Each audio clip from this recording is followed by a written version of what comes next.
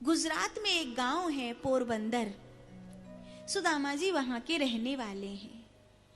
सुदामा जी के पिता का नाम है उदाबल विष्णुदामा और सुदामा जी की मां का नाम है चंद्रभामा।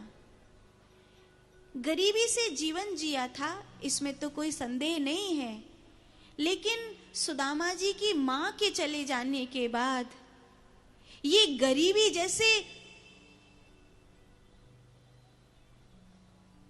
राक्षसी की तरह खाने लगी। सुदामा जी का विवाह भी हो गया। सुशीला नाम की इनकी वामांगी है। सुदामा जी के 2 बालक भी हो गए। लेकिन जब अपने बालकों को भूख से बिलबिलाते हुए देखते हैं, वर्षा में छप्पर से टपकने वाला पानी, शीत में एक साबुत वस्त्र भी नहीं है उनके पास, तो कभी कभी रोते हैं। गरीबी एक दुख है। हम चाहते हैं कि हमारे द्वारे से कोई साधु भूखा न जाए। हम चाहते हैं कि हमारे हाथ से गौ सेवा हो, लेकिन जब खुद के खाने के लिए नहीं हो तो और की क्या करें।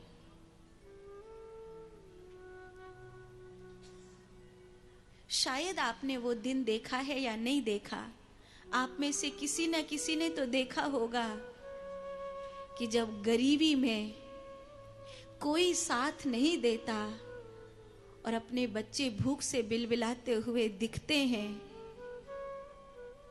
उस समय भगवान से भी रूठ जाने को मन करता है। मैंने देखा है वो दिन, मैंने देखा है वो दिन जब घर में 3 दिन तक खाने को कुछ भी नहीं था और जो सगे वाले होते हैं ना, वो जब धन था तब दूर से ही प्रणाम करते हुए आते थे। वो जब गरीबी होती है ना, फोन भी नहीं उठाते, मुंह फेर लेते हैं। कहते हैं एक आदमी अपने दोस्त के घर गया, बड़े प्रेम से दोस्त ने बिठाया, पूड़ी सब्जी भोजन सब बनवाया, तो बोला कि ले मेरी सोने की चैन पूड़ी खा ले, ले मेरे महंगे वाले कोट हलवा खा ले। दोस्त ने कहा, ये क्या कर रहा है मित्र? तो उसने कहा, याद है एक दिन था जब मेरे पास कुछ नहीं था और मैं तेरे पास आया था, तू घर में था, तेरी पत्नी ने कह दिया कि वो घर में नहीं है। तूने ही कहलवाया था ना, उस दिन मुझे सच में इस भोजन की जरूरत थी, लेकिन उस दिन तूने पूड़ी तो क्या, मुझे सूखी रोटी भी नहीं खिलाई।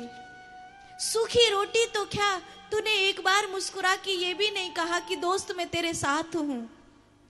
और आज तू मुझे 56 भोग खिला रहा है, मुझे नहीं खिला रहा है, मेरे धन को खिला रहा है ना।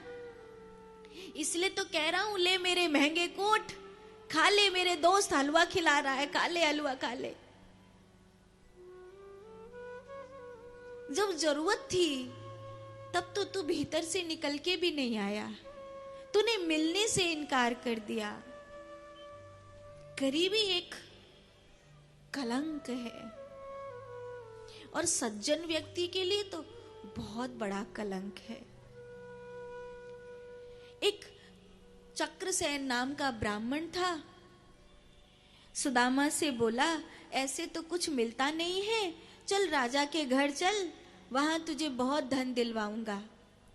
राजा के घर गए, राजा शराब में धत्त था, बोला, सुनाओ, मेरी प्रशंसा में कोई शब्द सुनाओ। सुदामा जी उसे प्रशंसा में कुछ बात कहने की बजाय ये कहकर और चले आए कि ये मांस मदिरा का त्याग करो।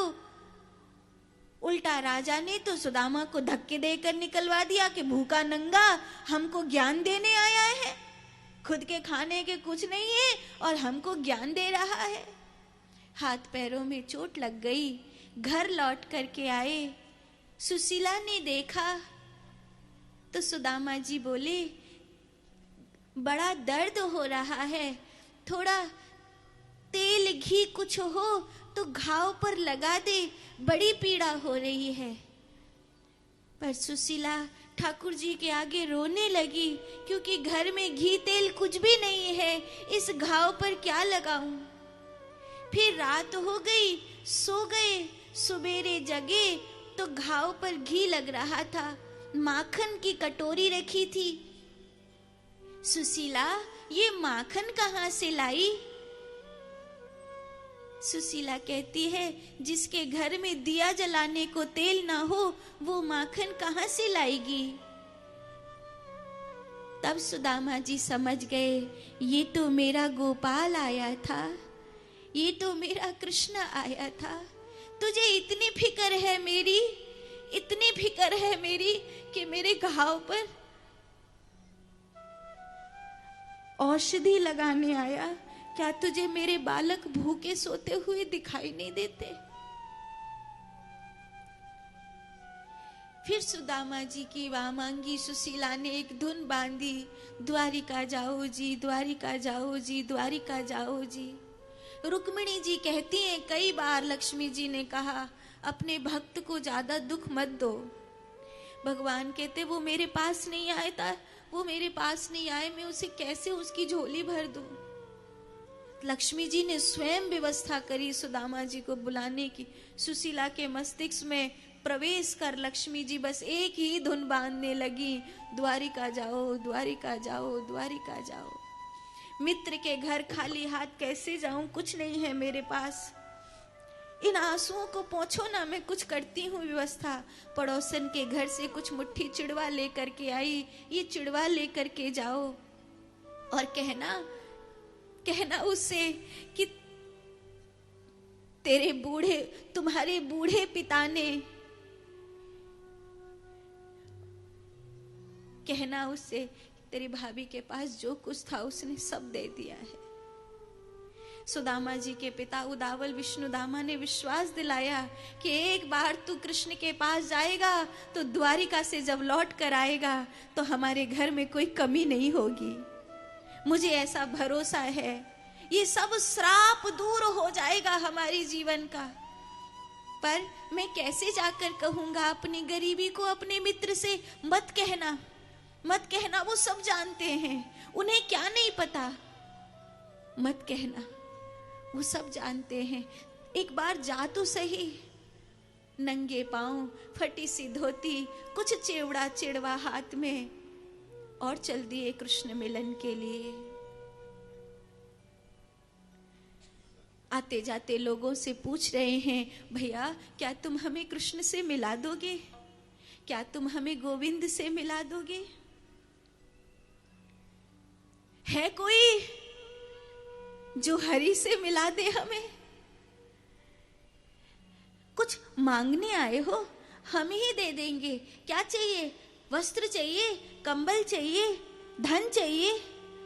नहीं, कुछ मांगने नहीं आया हूं, उससे मिलने आया हूं। एक बार उसको निहारने के लिए आया हूं। कोई उससे मिला दो।